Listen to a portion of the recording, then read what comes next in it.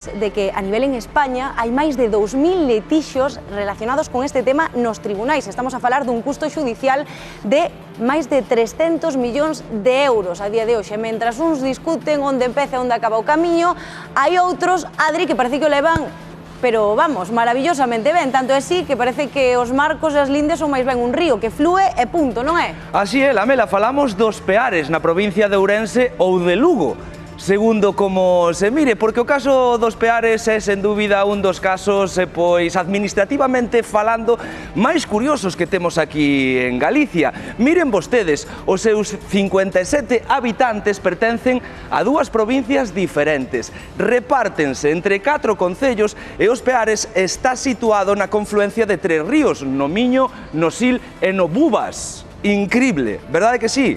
Que máis se pode pedir? Pois hai máis, porque pertencen tamén a dúas comarcas, son 3, aínda que aquí temos que son 2, son 3 comarcas e 2 dióceses diferentes. Incrible, pero certo. E todo isto, claro, fai que os veciños pois vivan situacións canto menos curiosas, como por exemplo que a farmacia estea nunha provincia e que os cubos do lixo estean noutra provincia. Nós quixemos ir ata ali para saber como se vive nun lugar que pode ser ata 4 lugares ao mesmo tempo. Carballedo, Pantón, Nogueira de Ramuín e A Peroxa. 4 concellos de 2 provincias diferentes ás que pertence un mesmo núcleo, os Peares.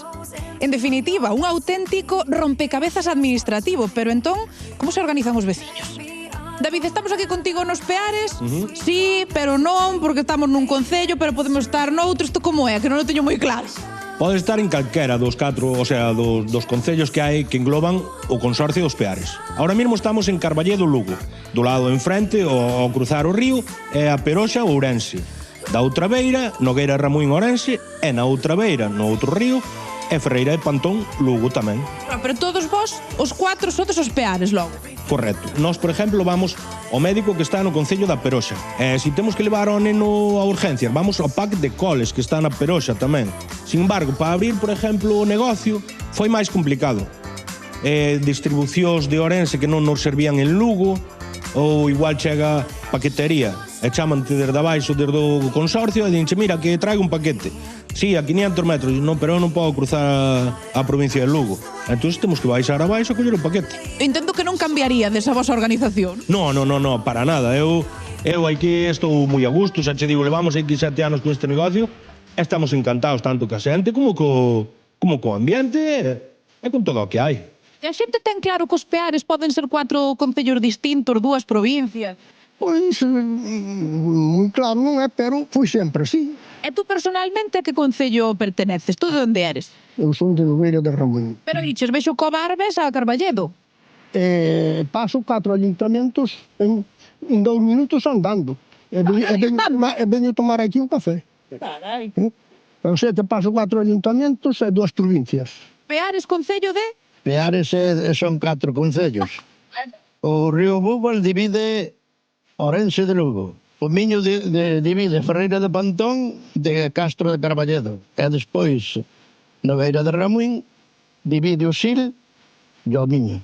Ai, Dios mío, estarme facendo un lío, entón non é só que estemos en 4 concellos, en 2 provincias, senón que hai 3 ríos tamén. É que isto chama son los 3 ríos. Pero mira, José Antonio, vos vivides felices aquí, non? Así, tal e como estades organizados. Home, eu falando con algún venezolano, algún por aí do estranxeiro, diceme, estoy viviendo en el paraíso. Así Non cambiaríades nada desto que tedes aquí, ou si? Non, eu teño, de feito, teño unha casa en Vigo e vivo máis aquí que en Vigo.